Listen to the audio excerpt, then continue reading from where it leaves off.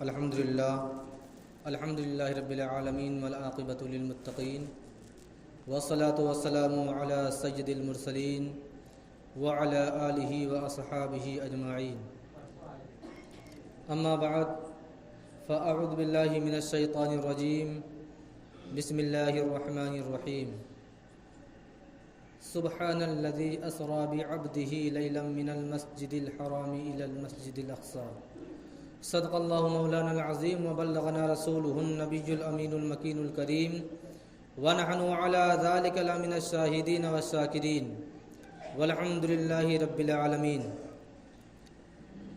محترم سامعین، آئیے کچھ عرض و معروض سے قبل آقائے نامدار مدینے کے تاجدار جناب روح فدا محمد عربی صلی اللہ تعالی علیہ وسلم کی بارگاہ بے کس پناہ میں درود و سلام کی ڈالی نچھاور کریں اور پڑھیں بآواز بلند اللہم صلی علی سیدنا شفیعنا حبیبنا کریمنا مولانا محمد وبارک وسلم صلاۃ و سلام علیک یا رسول اللہ صلی اللہ تعالی علیہ وسلم۔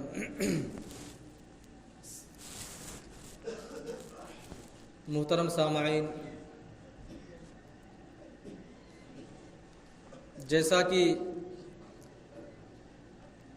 رجب المرجب کا مہینہ چل رہا ہے اور اس کی خصوصیات کے بارے میں، اس کی اور یادگار تاریخوں کے بارے میں پچھلے جمعہ کو بیان کیا تھا۔ اسی مہینے میں ایک ایسی تاریخ ہے جس تاریخ کو ہمارے اور آپ کے آقا حضور تاجدار مدینہ صلی اللہ تعالی علیہ وسلم کی معراج ہوئی۔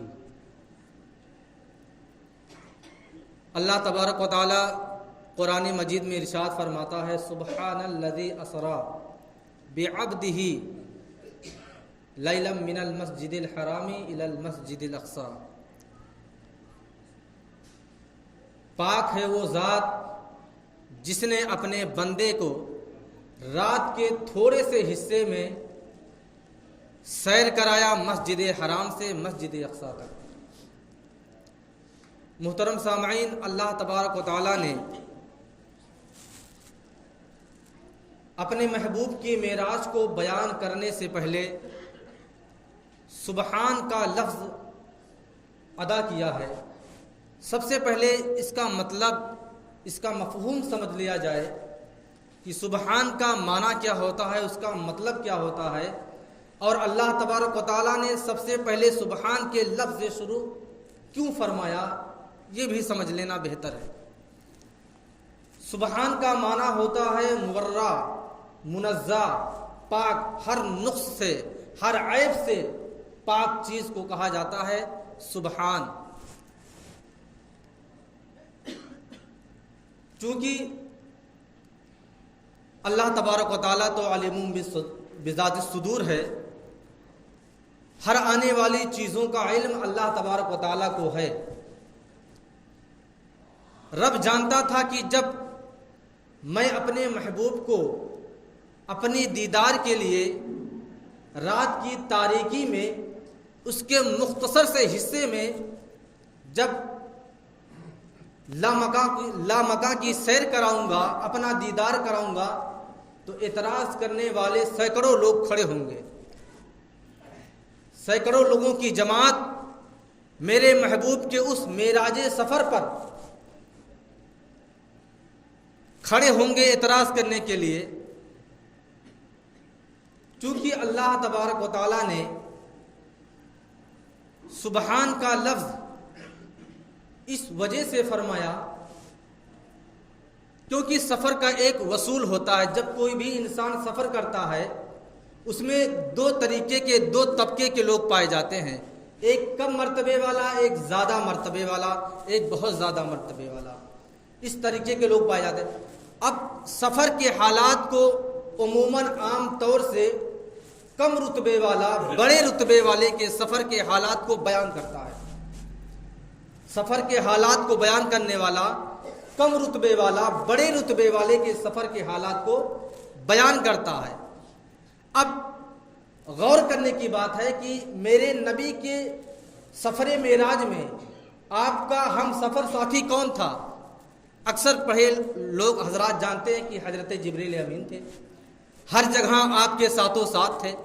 سدرۃ المنتہا تک حضرت جبریل امین پہلے آسمان پر بھی گئے, دوسرے پہ گئے, ہر جگہ گئے, فرشتوں کے ساتھ پوری جماعت لے کے گئے. تو معراج کے سفر میں میرے نبی کے ہم سفر ساتھی حضرت جبریل امین تھے. اب چونکہ رتبوں کی بات کی جائے تو اللہ تبارک و تعالی تمام اشیاء, تمام جہان, تمام کائنات کو لیا جائے تو سب سے بڑے رتبے والا اللہ تبارک و تعالی کی ذات بابرکات ہے. اس کے بعد میرے نبی کا رتبہ ہے, اس کے بعد پھر اور انبیاء کی, پھر فرشتوں کی, ایسے ایسے ہوتی رہتی.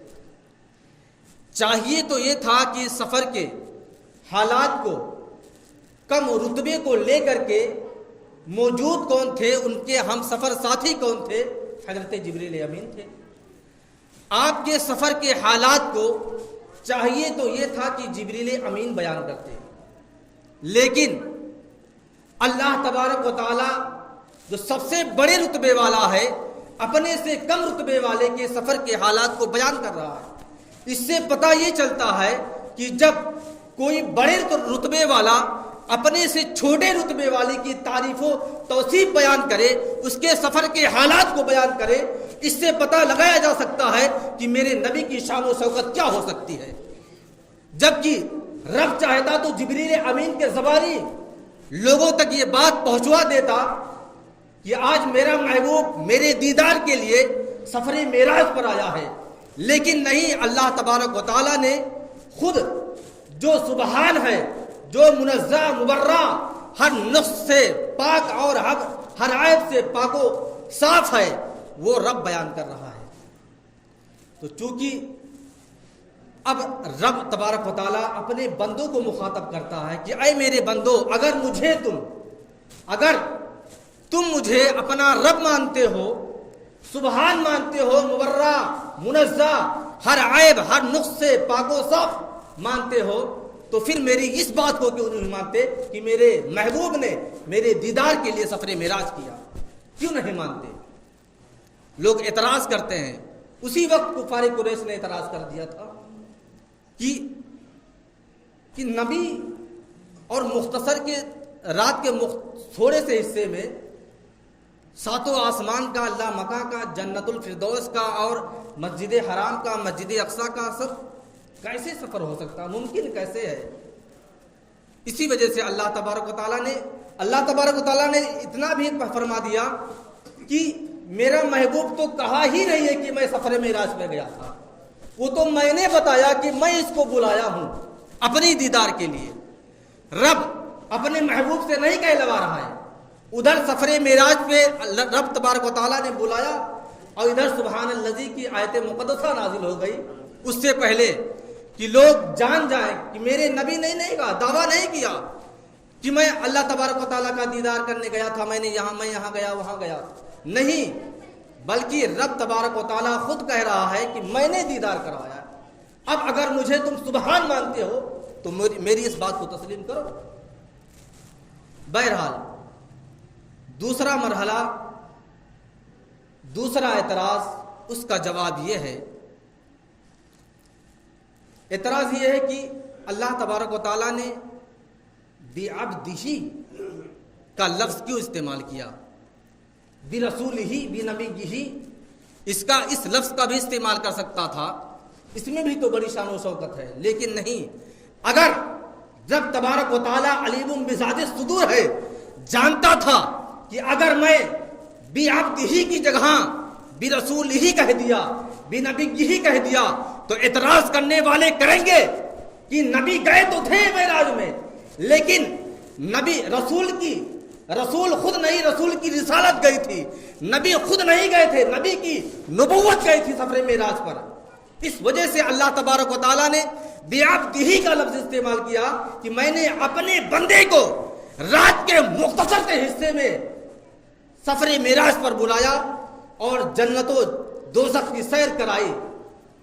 اور یہی نہیں بلکہ عبد ایک ایسا لفظ ہے کہ عبد کا معنی جہاں بھی بولا جاتا ہے، جہاں بھی عبد کا لفظ بولا جاتا ہے، ہر کم سے کم پڑھا لکھا انسان جان سکتا ہے کہ جب جسم اور روح اکٹھا ہوتی ہے اسی چیز کو عبد کہا جاتا ہے، اسی چیز کو عبد کہا جاتا ہے۔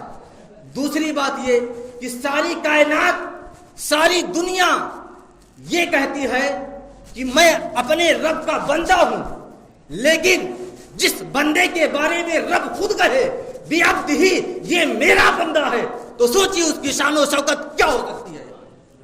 رب فرما رہا بعبد ہی میرا اپنا بندہ ہے، اپنے بندے کو بلایا، جبکہ ساری دنیا، ساری کائنات ہر وقت کہتی ہے کہ میں رب کا بندہ ہوں، اور رب اپنے نبی کے بارے میں کہتا ہے میرا بندہ ہے۔ سوچئے کیا شان و شوکت ہو سکتی ہے ایسے نبی کے بارے میں۔ اسی وقت کفار قریش نے اعتراض کر دیا، جب ان لوگوں کو پتا چلا کہ رات کے مختصر سے حصے میں نبی نے، اچھا ایک بات اور یہ بتانی تھی کہ معراج ہے کیا؟ معراج کا مطلب ہوتا ہے بلندی، مرتبے کا، بلند مقام کا ہوتا ہے۔ معراج ہوئی کس کی؟ ہم اور آپ تو یہی جانتے ہیں کہ میرے نبی کی معراج ہوئی، لیکن آپ اپنی عقل سے خود ہی جواب دیں گے، خود ہی تسلیم کر لیں گے کہ معراج ہوئی کس کی۔ مثال کے طور پر کوئی بڑا آدمی اگر آپ کے گھر آ جائے، اب آپ بتائیے کہ آپ کی معراج ہوگی یا اس شخص کی معراج ہوگی؟ چلیے نہیں سمجھ میں آیا، مثال دے دیتا ہوں۔ حضور غوث پاک رضی اللہ تعالیٰ عنہ آپ کے گھر تشریف لے آئیں، آپ کی معراج ہوگی یا غوث پاک کی ہوگی؟ آپ کی معراج ہوگی، غوث پاک کی معراج نہیں ہوگی۔ اسی طرح میرے نبی جب کوئی ایک بڑا چھوٹی جگہ پر جاتا ہے، جب ایک مرتبے والا شخص، یعنی میرے نبی سے مراد ہے کہ جب میرے نبی کے پاس حضرت جبریل آئے تو معراج کس کی ہوئی؟ حضرت جبریل کی معراج ہو گئی۔ میرے نبی کو بلانے آئے، بیدار کرنے آئے، آسمانوں کا سفر کرانے کے لیے آئے تو حضرت جبریل کی معراج ہو گئی۔ پھر جب میرے نبی مسجد حرام میں گئے تو مسجد حرام کی معراج ہو گئی۔